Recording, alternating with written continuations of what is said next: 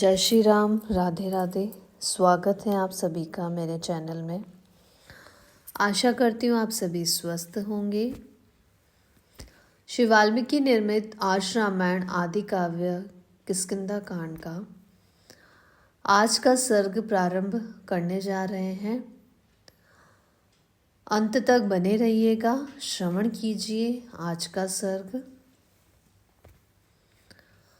बातचीत की कला में चतुर महर्षि निशाकर ने ये तथा और भी बहुत सी बातें कहकर मुझे समझाया और श्री राम कार्य में सहायक बनने के कारण मेरे सौभाग्य की सराहना की।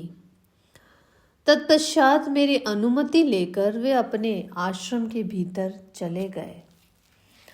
तदंतर कंदरा से धीरे धीरे निकलकर मैं विंध्य पर्वत के शिखर पर चढ़ आया और तब से तुम लोगों के आने की राह देख रहा हूँ। मुनि से बातचीत के बाद आज तक जो समय बीता है इसमें 8000 से अधिक वर्ष निकल गए। मुनि के कथन को हृदय में धारण करके मैं देश काल की प्रतीक्षा कर रहा हूँ। निशाकर मुनि महाप्रस्थान करके जब स्वर्ग लोक को चले गए तभी से मैं अनेक प्रकार के तर्क वितर्कों से घिर गया। संताप की आग मुझे रात दिन जलाती रही। मेरे मन में कई बार प्राण त्यागने की इच्छा हुई, किंतु मुनि के वचनों को याद करके मैं उस संकल्प को टालता आया हूँ। उन्होंने मुझे प्राणों को रखने के लिए जो बुद्धि दी थी वह मेरे दुख को उसी प्रकार दूर कर देती हैं जैसे जलती हुई अग्निशिखा अंधकार को। दुरात्मा रावण में कितना बल है इसे मैं जानता हूँ, इसीलिए मैंने कठोर वचनों द्वारा अपने पुत्र को डांटा था कि तूने मिथिलेश कुमारी सीता की रक्षा क्यों नहीं की। सीता का विलाप सुनकर और उनसे बिछड़े हुए श्री राम तथा लक्ष्मण का परिचय पाकर तथा राजा दशरथ के प्रति मेरे स्नेह का स्मरण करके भी मेरे पुत्र ने जो सीता की रक्षा नहीं की, अपने इस बर्ताव से उसने मुझे प्रसन्न नहीं किया, मेरा प्रिय कार्य नहीं होने दिया। वहां एकत्र होकर बैठे हुए वानरों के साथ संपाति इस प्रकार बातें कर रहे थे कि उन वंचारी वानरों के समक्ष उसी समय उनके 2 नए पंख निकल आए। अपने शरीर को नए निकले हुए लाल रंग के पंखों से संयुक्त होता हुआ देखकर संपाति को अनुपम हर्ष प्राप्त हुआ। वे वानरों से इस प्रकार बोले, कपिवरों, अमित तेजस्वी राजर्षि निशाकर के प्रसाद से सूर्य किरणों द्वारा दग्ध हुए मेरे दोनों पंख फिर उत्पन्न हो गए हैं। युवा अवस्था में मेरा जैसा पराक्रम और बल था वैसे ही बल और पुरुषार्थ का इस समय मैं अनुभव कर रहा हूं। वानरों, तुम सब प्रकार से यत्न करो, निश्चय ही तुम्हें सीता का दर्शन प्राप्त होगा। मुझे पंखों का प्राप्त होना तुम लोगों की कार्य सिद्धि का विश्वास दिलाने वाला है। उन समस्त वानरों से ऐसा कहकर पक्षियों में श्रेष्ठ संपाति अपने आकाश गमन की शक्ति का परिचय पाने के लिए उस पर्वत शिखर से उड़ गए। उनकी वह बात सुनकर उन श्रेष्ठ वानरों का हृदय प्रसन्नता से खिल उठा। वे पराक्रम साध्य अभ्युदय के लिए उद्यत हो गए। तदंतर वायु के सम्मान पराक्रमी वे श्रेष्ठ वानर अपने भूले हुए पुरुषार्थ को फिर से पा गए और जनक नंदिनी सीता की खोज के लिए उत्सुक हो अभिजित नक्षत्र से युक्त दक्षिण दिशा की ओर चल दिए। गृधराज संपाति के इस प्रकार कहने पर सिंह के सम्मान पराक्रमी सभी वानर बड़े प्रसन्न हुए और परस्पर मिलकर उछल उछल कर गरजने लगे। संपाति की बातों से रावण के निवास स्थान तथा उसके भावी विनाश की सूचना मिली थी। उन्हें सुनकर हर्ष से भरे हुए वे सभी वानर सीता जी के दर्शन की इच्छा मन में लिए समुद्र के तट पर आए। उन भयंकर पराक्रमी वानरों ने उस देश में पहुंचकर समुद्र को देखा जो इस विराट विश्व के संपूर्ण प्रतिबिंब की भांति स्थित था। दक्षिण समुद्र के उत्तर तट पर जाकर उन महाबली वानर वीरों ने डेरा डाला। वह समुद्र कहीं तो तरंगहीन एवं शांत होने के कारण सोया हुआ सा जान पड़ता था, अन्यत्र जहां थोड़ी थोड़ी लहरें उठ रही थी वहां वह क्रीड़ा करता सा प्रतीत होता था, और दूसरे स्थलों में जहां उथाल तरंगे उड़ती थी वहां पर्वत के बराबर जल राशियों से आवृत दिखाई देता था। वह सारा समुद्र पाताल निवासी दानव राजा से व्याप्त था। उस रोमांचकारी महासागर को देखकर वे समस्त श्रेष्ठ वानर बड़े विषाद में पड़ गए। आकाश के सम्मान दुर्लभ समुद्र पर दृष्टिपात करके वे सब वानर अब कैसे करना चाहिए ऐसा कहते हुए एक साथ बैठकर चिंता करने लगे। उस महासागर का दर्शन करके सारी वानर सेना को विषाद में डूबी हुई देखकर कपिश्रेष्ठ अंगद उन भय आतुर वानरों को आश्वासन देते हुए बोले, वीरों, तुम्हें अपने मन को विषाद में नहीं डालना चाहिए, क्योंकि विषाद में बहुत बड़ा दोष है। जैसे क्रोध में भरा हुआ सांप अपने पास आए हुए बालक को काट खाता है, उसी प्रकार विषाद पुरुष का नाश कर डालता है। जो पराक्रम का अवसर आने पर विषादग्रस्त हो जाता है, उसके तेज का नाश होता है। उस तेजोहीन पुरुष का पुरुषार्थ नहीं सिद्ध होता। उस रात्रि के बीत जाने पर बड़े बड़े वानरों के साथ मिलकर अंगद ने पुनः विचार आरंभ किया। उस समय अंगद को घेर कर बैठी हुई वानरों की वह सेना इंद्र को घेर कर स्थित हुई देवताओं की विशाल वाहिनी के सम्मान शोभा पाती थी। बालीपुत्र अंगद तथा पवन कुमार हनुमान जी को छोड़कर दूसरा कौन वीर उस वानर सेना को सुस्थिर रख सकता था। शत्रु वीरों का दमन करने वाले श्रीमान अंगद ने उन बड़े बूढ़े वानरों का सम्मान करके उनसे यह अर्थयुक्त बात कही, सज्जनों, आप लोगों में से कौन ऐसा महातेजस्वी वीर है जो इस समय समुद्र को लांघ जाए और शत्रुदमन सुग्रीव को सत्य प्रतिज्ञ बनाएगा? कौन वानर वीर 100 योजन समुद्र को लांघ सकेगा और कौन इन समस्त युद्धपतियों को महान भय से युक्त कर देगा? किसके प्रसाद से हम लोग सफल मनोरथ एवं सुखी होकर यहाँ से लौटेंगे और घर द्वार तथा स्त्री पुत्रों का मुंह देख सकेंगे? किसके प्रसाद से हम लोग हर्षोत्फुल्ल होकर श्री राम, महाबली लक्ष्मण तथा वानर वीर सुग्रीव के पास चल सकेंगे? यदि तुम लोगों में से कोई वानर वीर समुद्र को लांघ जाने में समर्थ हो तो वह शीघ्र ही हमें यहाँ परम पवित्र अभयदान दे। अंगद की यह बात सुनकर कोई कुछ नहीं बोला। वह सारी वानर सेना वहां जड़वत स्थिर रही। तब वानर श्रेष्ठ अंगद ने पुनः उन सबसे कहा, बलवानों में श्रेष्ठ वानरों, तुम सब लोग दृढ़तापूर्वक पराक्रम प्रकट करने वाले हो। तुम्हारा जन्म कलंक रहित उत्तम कुल में हुआ है, इसके लिए तुम्हारी बार बार प्रशंसा हो चुकी है। श्रेष्ठ वानरों, तुम लोगों में कभी किसी की भी गति कभी रुकी नहीं है, इसीलिए समुद्र को लांघने में जिसकी जितनी शक्ति हो वह उसे बताओ। अंगद की यह बात सुनकर वे सभी श्रेष्ठ वानर लंबी छलांग मारने के संबंध में अपने अपने उत्साह का, शक्ति का क्रमशः परिचय देने लगे। गज गवाक्ष गव्य सरभ गंध मादन मिद्य द्विविद जाम्बवान, इन सब ने अपनी अपनी शक्ति का वर्णन किया। इनमें से गज ने कहा, मैं 10 योजन की छलांग मार सकता हूं। उसके बाद वहां सरभ नामक वानर ने उन कपिवीरों से कहा, वानरों में 30 योजन तक छलांग मार सकता हूं।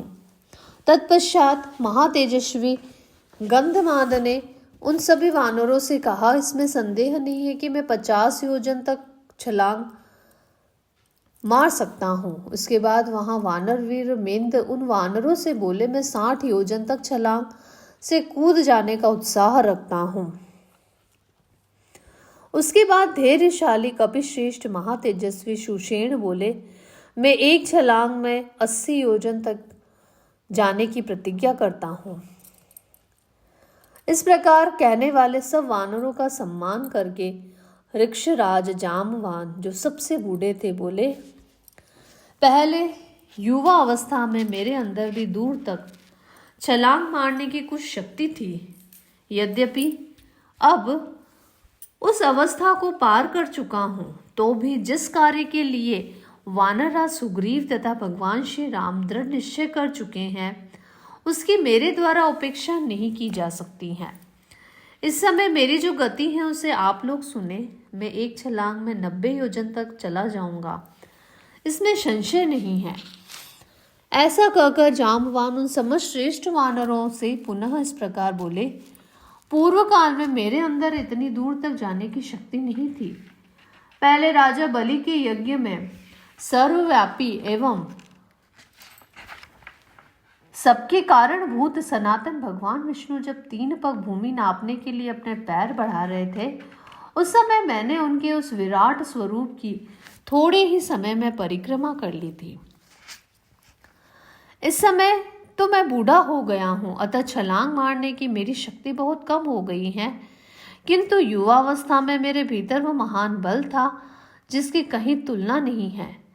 आजकल तो मुझसे स्वयं चलने की इतनी ही शक्ति है, परंतु इतनी ही गति से समुद्र लंघन रूप इस वर्तमान कार्य की सिद्ध नहीं हो सकता।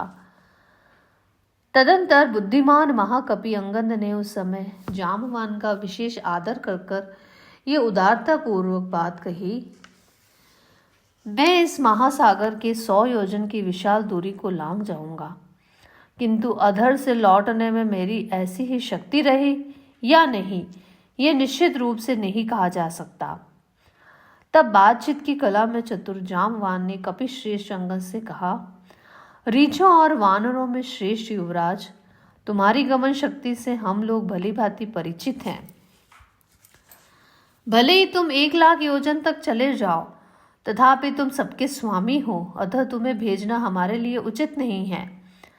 तुम लाखों योजन जाने और वहां से लौटने में समर्थ हो, किंतु तात वानर शिरोमणि, जो सबको भेजने वाला स्वामी है, वह किसी तरह प्रेष्य आज्ञा पालक नहीं हो सकता है। ये सब लोग तुम्हारे सेवक हैं, तुम उन्हीं में से किसी को भेजो। तुम कलत्रह हो, जैसे नारी पति के हृदय की स्वामिनी होती है, उसी प्रकार तुम हमारे स्वामी के पद पर प्रतिष्ठित हो। स्वामी सेना के लिए एक स्त्री के सम्मान संरक्षणीय होता है, यही लोक की मान्यता है। शत्रुदमन तात, तुम्हें उस कार्य के मूल हो, अतः सदा कलत्रह की भांति तुम्हारा पालन करना उचित है। कार्य की मूल की रक्षा करनी चाहिए, यही कार्य के तत्व को जानने वाले विद्वानों की नीति है, क्योंकि मूल के रहने पर ही सभी गुण सफल सिद्ध होते हैं। अतः सत्य पराक्रमी शत्रुदमन वीर, तुम्हें इस कार्य के साधन तथा बुद्धि और पराक्रम के संपन्न हेतु हो। कपिश्रेष्ठ, तुम ही हमारे गुरु और गुरुपुत्र हो। तुम्हारा आश्रय लेकर ही हम सब लोग कार्य साधन में समर्थ हो सकते हैं। जब परम बुद्धिमान जाम्बवान पूर्वोक्त बात कह चुके, तब महाकपि बाली कुमार अंगद ने उन्हें इस प्रकार उत्तर दिया, यदि मैं नहीं जाऊंगा और दूसरा कोई भी श्रेष्ठ वानर जाने को तैयार न होगा, तब फिर हम लोगों को निश्चित रूप से मरणांत उपवास ही करना चाहिए। बुद्धिमान वानर राज सुग्रीव के आदेश का पालन किए बिना यदि हम लोग किष्किंधा को लौट चले, तो वहां जाकर भी तो हमें अपने प्राणों की रक्षा का कोई उपाय नहीं दिखाई देता। वे हम पर कृपा करने और अत्यंत कुपित होकर हमें दंड देने में भी समर्थ हैं। उनकी आज्ञा का उल्लंघन करके जाने पर हमारा विनाश अवश्यम भावी है। अतः जिस उपाय से सीता का दर्शन रूपी कार्य सिद्ध में कोई रुकावट न पड़े, उसका आप ही विचार करें। उस समय अंगद के ऐसा कहने पर वीर वानर शिरोमणि जाम्बवान ने उनसे ये उत्तम बात कही, वीर तुम्हारे इस कार्य में कोई किंचित भी त्रुटि नहीं आने पाएगी। अब मैं ऐसे वीर को प्रेरित कर रहा हूं जो इस कार्य को सिद्ध कर सकेगा। ऐसा कहकर वानरों और भालुओं के वीर युद्धपति जामवान ने वानर सेना के श्रेष्ठ वीर हनुमान जी को ही प्रेरित किया, जो एकांत में जाकर मौत से बैठे हुए थे। उन्हें किसी बात की चिंता नहीं थी और वे दूर तक की छलांग मारने वालों में श्रेष्ठ वानर थे। लाखों वानरों की सेना को इस तरह विषाद में पड़ी देखकर जामवान ने हनुमान जी से कहा, वानर जगत के वीर तथा संपूर्ण शास्त्र वेताओं में श्रेष्ठ हनुमान, तुम एकांत में आकर चुपचाप क्यों बैठे हो? कुछ बोलते क्यों नहीं हो? हनुमान, तुम तो वानर राज सुग्रीव के समान पराक्रमी हो तथा तेज और बल में श्री राम और लक्ष्मण के तुल्य हो। कश्यप जी के महाबली पुत्र और समस्त पक्षियों में श्रेष्ठ जो वीनता नंदन गरुड़ है, उन्हीं के सम्मान तुम भी विख्यात शक्तिशाली एवं तीव्रगामी हो। महाबली महाबाहु पक्षी राज गरुड़ को मैंने समुद्र में कई बार देखा है, जो बड़े बड़े सर्पों को वहां से निकाल आते हैं। उनके दोनों पंखों में जो बल है, वही बल वही पराक्रम तुम्हारी इन दोनों भुजाओं में भी है। इसीलिए तुम्हारा वेग और विक्रम भी उनमें से कम नहीं है। वानर शिरोमणि, तुम्हारा बल, बुद्धि, तेज और धैर्य भी समस्त प्राणियों में सबसे बढ़कर है। फिर तुम अपने आप को ही समुद्र लांघने के लिए क्यों नहीं तैयार करते हो? वीरवर, तुम्हारे प्रादुर्भाव की कथा इस प्रकार है। पुंजिक स्थला नामक से विख्यात जो अप्सरा है, वह समस्त अप्सराओं में अग्रणीय है। तात, एक समय श्रापवश वह कपि योनि में अवतीर्ण हुई थी। उस समय वह वानर राज महामनस्वी कुंजर की पुत्री इच्छा अनुसार रूप धारण करने वाली थी। इस भूतल पर उसके रूप की समानता करने वाली दूसरी कोई स्त्री नहीं थी। वह तीनों लोकों में विख्यात थी। उसका नाम अंजना था। वह वानर राज केसरी की पत्नी हुई। एक दिन की बात है, रूप और यौवन से सुशोभित होने वाली अंजना मानवीय स्त्री का शरीर धारण करके वर्षा काल के मेघ की भांति श्याम कांति वाले एक पर्वत शिखर पर विचर कर रही थी। उसके अंगों पर रेशमी साड़ी शोभा पाती थी। वह फूलों के विचित्र आभूषणों से विभूषित थी। उस विशाल लोचना बाला का सुंदर वस्त्र तो पीले रंग का था, किंतु उसके किनारे का रंग लाल था। वह पर्वत के शिखर पर खड़ी थी। उसी समय वायु देवता ने उसके उस वस्त्र को धीरे से हर लिया। तत्पश्चात उन्होंने उसकी परस्पर सटी हुई गोल गोल आंखों को और मनोहर मुख को भी देखा और उनके सौंदर्य का अवलोकन किया। अंजना उत्तम व्रत का पालन करने वाली सती नारी थी। अतः उस अवस्था में पड़कर वह वहां घबरा उठी और बोली, कौन मेरे इस पतिव्रत्य का नाश करना चाहता है?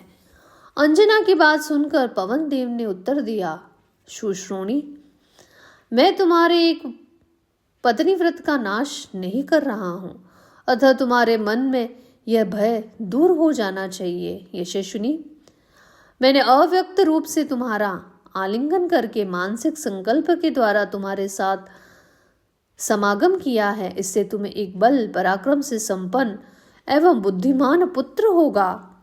वह महान, धैर्यवान, महातेजस्वी, महाबली, महापराक्रमी तथा लांघने और छलांग मारने में मेरे सम्मान होगा। महाकपे, वायुदेव के ऐसा कहने पर तुम्हारी माता प्रसन्न हो गई।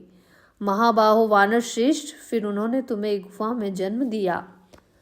बाल्य अवस्था में एक विशाल वन के भीतर एक दिन उदित हुए सूर्य को देखकर तुमने समझा कि यह भी कोई फल है, अतः उसे लेने के लिए तुम सहसा आकाश में उछल पड़े। महाकपे, 300 योजन ऊंचे जाने के बाद सूर्य तेज से आक्रांत होने पर भी तुम्हारे मन में खेद या चिंता नहीं हुई। कपि प्रवर, अंतरिक्ष में जाकर जब तुरंत ही तुम सूर्य के पास पहुंच गए, तब इंद्र ने कुपित होकर तुम्हारे ऊपर तेज से प्रकाशित वज्र का प्रहार किया। उस समय उदयगिरी के शिखर पर तुमने हनु ठोड़ी का बायां भाग वज्र की चोट से खंडित हो गया, तभी से तुम्हारा नाम हनुमान पड़ गया। तुम पर प्रहार किया गया है, यह देखकर गंधवाहक वायु देवता को बड़ा क्रोध हुआ और उन प्रभंजन देव ने तीनों लोक में प्रभावित होना छोड़ दिया। इससे संपूर्ण देवता घबरा गए, क्योंकि वायु के अवरुद्ध हो जाने से तीनों लोक में खलबली मच गई थी। उस समय समस्त लोकपाल कुपित हुए वायुदेव को मनाने लगे। सत्य पराक्रमी तात पवन देव के प्रसन्न होने पर ब्रह्मा जी ने तुम्हारे लिए यह वर दिया कि तुम सम्रांगण में किसी भी अस्त्र शस्त्र के द्वारा मारे नहीं जाओगे। प्रभु, वज्र के प्रहार से भी तुम्हें पीड़ित न देखकर सहस्त्र नेत्रधारी इंद्र के मन में बड़ी प्रसन्नता हुई और उन्होंने तुम्हारे लिए उत्तम वर दिया। मृत्यु तुम्हारी इच्छा के अधीन होगी, तुम जब चाहोगे तभी मर सकोगे, अन्यथा नहीं। इस प्रकार तुम केसरी के क्षेत्रज पुत्र हो। तुम्हारा पराक्रम शत्रुओं के लिए भयंकर है। तुम वायुदेव के औरस पुत्र हो, इसीलिए तेज की दृष्टि भी उन्हीं के सम्मान हो। वत्सः, तुम पवन के पुत्र हो, अतः छलांग मारने में भी उन्हीं के तुल्य हो। हमारी प्राण शक्ति अब चली गई। इस समय तुम ही हम लोगों में से दूसरे वानर राज की भांति चातुर्य एवं पौरुष से संपन्न हो। तात, भगवान वामन ने त्रिलोक को नापने के लिए जब पैर बढ़ाया था, उस समय मैंने पर्वत, वन और काननों सहित समुची पृथ्वी की 21 बार प्रदक्षिणा की थी। समुद्र मंथन के समय देवताओं की आज्ञा से हमने उन औषधियों का संचयन किया था जिसके द्वारा अमृत को मथ कर निकालना था। उन दिनों हमें महान बल था। अब तो मैं बूढ़ा हो गया हूँ, मेरा पराक्रम घट गया है। इस समय हम लोगों में तुम ही सब प्रकार के गुणों से संपन्न हो। अतः पराक्रमी वीर, तुम अपने असीम बल का विस्तार करो। छलांग मारने वालों में तुम सबसे श्रेष्ठ हो और यह सारी वानर सेना तुम्हारे बल पराक्रम को देखना चाहती हैं। वानर श्रेष्ठ हनुमान, उठो और इस महासागर को लांघ जाओ, क्योंकि तुम्हारी गति सभी प्राणियों से बढ़कर है। हनुमान, समस्त वानर चिंता में पड़े हैं, तुम क्यों उनकी उपेक्षा करते हो? महान वेगशाली वीर, जैसे भगवान विष्णु ने त्रिलोकी को नापने के लिए 3 पग बढ़ाए थे, उसी प्रकार तुम भी अपने पैर बढ़ाओ। इस प्रकार वानरों और भालुओं में श्रेष्ठ जामवान की प्रेरणा पाकर कपिवर पवन कुमार हनुमान को अपने महान वेग पर विश्वास हो आया। उन्होंने वानर वीरों की उस सेना का हर्ष बढ़ाते हुए उस समय अपना विराट रूप प्रकट किया। इस प्रकार से श्री वाल्मीकि निर्मित आर्ष रामायण आदि काव्य के किष्किंधा कांड में हमारा यह सर्ग पूरा होता है। आगे के सर्ग में हम हनुमान जी का समुद्र लांघने के लिए उत्साह प्रकट करना और जामवान के द्वारा उनकी प्रशंसा तथा वेग पूर्वक छलांग मारने के लिए हनुमान जी का महेंद्र पर्वत पर चढ़ने का वर्णन करेंगे। तो आप मेरे चैनल पर बने रहिएगा। आप मेरे चैनल पर नए हैं या चैनल को आपने अभी तक सब्सक्राइब नहीं किया है तो आप मेरे चैनल को सब्सक्राइब कीजिए, लाइक कीजिए और ज़्यादा से ज़्यादा शेयर कीजिए। धन्यवाद। आपका दिन मंगलमय हो। ध्यान रखिए अपना और अपनों का।